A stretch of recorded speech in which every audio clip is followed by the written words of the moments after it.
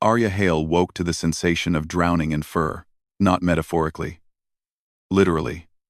There was fur in her mouth, fur tickling her nose, and what felt like approximately 7 kilograms of warm, breathing weight pressing down on her chest.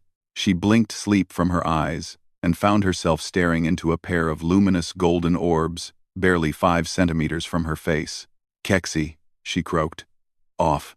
The Velkin cub, because of course it was Kexi, it was always Kexi, made a sound somewhere between a purr and a growl, a rumbling that vibrated through Arya's ribcage. The cub's stubby tail, still too small for proper balance but already fully operational for expressing smug satisfaction, thumped twice against her shoulder. "This territory," Kexi announced in the broken standard that all the cubs were learning. "Official pack territory now." Arya tried to sit up and immediately discovered the full scope of her predicament. Kexi wasn't alone. 3 more cubs had colonized various regions of her sleeping platform, one curled against her left side, another sprawled across her legs with the boneless abandon only the very young could achieve, and a third somehow wedged between her back and the wall despite the physical improbability of the space. The Galactic Refugee Station had warned her this might happen. "Humans," the Centaurian administrator had said, mandibles clicking with what might have been amusement, "emit an unusual thermal signature. Many species find it comforting. The Velkin cubs in particular have been having difficulty adjusting since the Vorach attack on their colony. They may seek you out, may seek her out." Right. That was 3 weeks ago. And Arya had gone from solo volunteer to apparently running an unauthorized daycare for traumatized alien children who had decided her bed was the safest place in the entire station. She looked down at Kexi, who had arranged herself directly over Arya's heart with the precision of a heat-seeking missile. The cub's ear tufts were still singed from the attack, the fur growing back in patches. Burns marked her small arms where she'd tried to protect her younger siblings. Her eyes, though those remained bright and defiant, refusing to show the fear that sometimes made her whimper in her sleep. Arya's chest tightened. Not from the weight. From something far more dangerous. "Kexi." She tried again. Gentler this time. "The elders said cubs should sleep in the communal den." "With your own kind."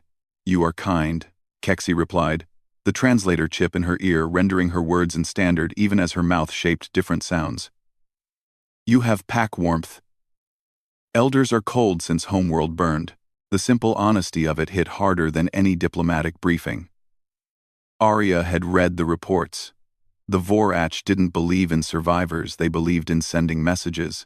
When the Velkin colony had refused to surrender their mineral-rich moon, the Vorach had glassed the entire settlement from orbit. 3,000 dead. 200 escaped in barely functioning ships. 63 of those survivors were cubs, and apparently, all 63 had discovered that the weird human volunteer, with the elevated body temperature and the instinct to protect anything smaller than herself, made for an excellent surrogate mother figure. The station's morning chime sounded a gentle harmonics that meant shift change for the medical teams. Arya needed to report to the supply depot in 40 minutes. She also needed to somehow extract herself from beneath a pile of cubs who had collectively decided that moving was a crime against nature. "Kexi," she said firmly, channeling every ounce of authority she'd learned during her 3 years as a cargo hauler on the Outer Rim. "I need to work. You need to let me up." Kexi's ears flattened. "If you leave, the cold returns. I'll be back. Promise?" The word hung in the recycled air of the cramped quarters. Around them, the station hummed with the business of survival refugees from 17 different species, all trying to rebuild lives that had been shattered by war. The Galactic Council provided the basics: food, shelter, medical care, but no one had figured out how to provide what the cubs needed most: someone who wouldn't leave. Arya thought about her own childhood, about foster homes where she'd never quite belonged, about learning early that attachments were temporary and trust was a luxury. She'd joined the hauler crews because space was honest, it didn't pretend to care, didn't make promises it couldn't keep. She looked at Kexi's scarred face, at the hope and fear warring in those golden eyes, and felt something inside her chest crack open. "Yeah, Kit," she said softly, using the Velkin term of endearment she'd learned. "I promise." Kexie's purr deepened, resonating through Arya's bones. The other cubs stirred, responding to their packmates' contentment. Slowly, with considerable negotiation and the sacrifice of her last protein bar, Arya managed to extricate herself from the pile. She stood, stretching muscles that had gone stiff from being used as furniture, and looked back at her sleeping platform. 4 cubs had already rearranged themselves into a new configuration, claiming the warmth she'd left behind in the sheets. By evening, there would probably be more.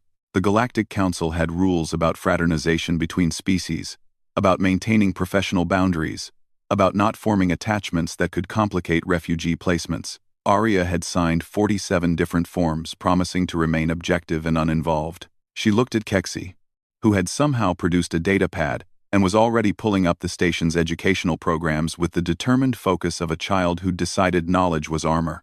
"Hey, Kit," Arya called. Kexie looked up. "You're right. Official pack territory. But that means pack rules. Education first, then recreation. And everyone rotates cleaning duty." Kexie's tail swished. "Even you? Especially me." The cub's answering grin showed too many teeth to be entirely reassuring, but Arya found herself smiling back.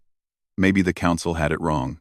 Maybe what humanity brought to the galaxy wasn't just their strange warm-bloodedness or their bizarre pack-bonding instincts. Maybe it was the stubborn refusal to let the universe's cruelty have the last word.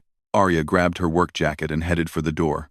Behind her, she heard Kexie organizing the other cubs, her young voice taking on the authority of the eldest, the survivor, the one who'd decided that this strange human with her warm bed and warmer heart was worth protecting in return. The station stretched ahead endless corridors of refugees, trauma, and temporary solutions. But somewhere in those corridors, a new kind of family was taking shape. One that didn't care about species compatibility or council regulations. One that just cared. Arya Hale smiled and went to work, already planning how to requisition a bigger bed.